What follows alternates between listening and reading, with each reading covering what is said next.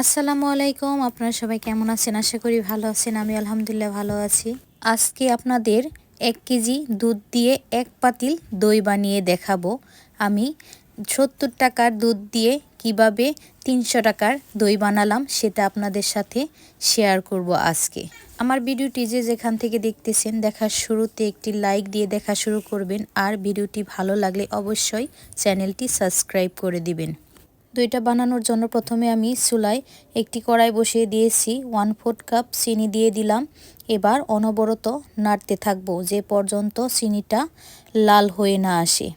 আস্তে আস্তে নাড়তে থাকবো, জালটা বেশি দেব না। এরপরে চিনিটা লাল হয়ে ক্যারামেল হয়ে আসলে এরপরে আমি 1 লিটার দুধ দিয়ে দেব। দুধটা আমি লিকুইড দুধ নিয়েছি, গরুর দুধ আর কি। এরপরে ক্যারামেলটা হয়ে আসলেই দুধটা ঢেলে মিশিয়ে নেব। আপনারা ক্যারামেলটা তৈরি করার সময় খেয়াল করবেন যাতে পুড়ে না যায়। লাল লাল হয়ে গেলেই তারপরে দুধটা দেওয়ার চেষ্টা করবেন। দুধ দেওয়ার পরে দলা পেকে যাবে, কোনো সমস্যা নাই, দলা পেকে গেলে একটু পরেই মিশে যাবে আর কি। এরপরে দিয়ে দিলাম 1/4 কাপ গুঁড়া দুধ। গুঁড়া দুধ দিয়ে আমি ভালো করে দুধটার সাথে মিশিয়ে নেব। এবার আমি কিছুক্ষণ জাল করে দুধটা একটু ঘন করে নেব। দুধটা যখন একটু ঘন হয়ে আসবে এরপরে আমি আবারও 1/4 কাপ চিনি দেব।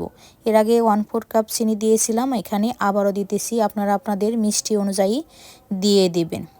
এরপরে আমি দুধটা ভালো করে ঘন হয়ে আসলেই নামিয়ে নেব। দুধটা নামিয়ে নেওয়া হয়ে গেলে অন্যদিকে আমি একটি বাটিতে দইয়ের বিচুন নিয়ে নিলাম। 1/4 কাপের 2 কাপ আমি দইয়ের বিচুন নিয়ে এবার 1/4 কাপেরই 1 কাপ দুধ দিয়ে পাতিল থেকে মিশিয়ে নিলাম। আজকে আমি চাউলের ড্রামের দই পাতবো আপনাদের সাথে, সেটাও দেখাবো।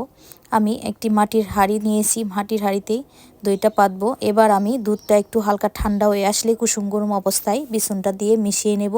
পুরোটাই মিশানো হয়ে গেলে এরপরে চাউলের ড্রামে পাতিলটা রেখে সবগুলো দুধই আমি ঢেলে নেব। সবটুকু দুধ ঢালা হয়ে গেলে এরপরে একটি ছাঁকনি দিয়ে দিব উপরে।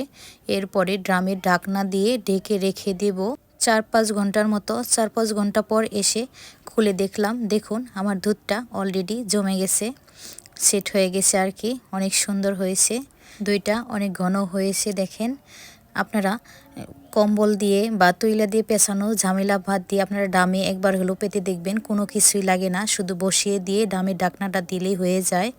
খুবই সহজ এবং সময়ও কম লাগে। ভালো থাকবেন, সুস্থ থাকবেন, আল্লাহ হাফেজ।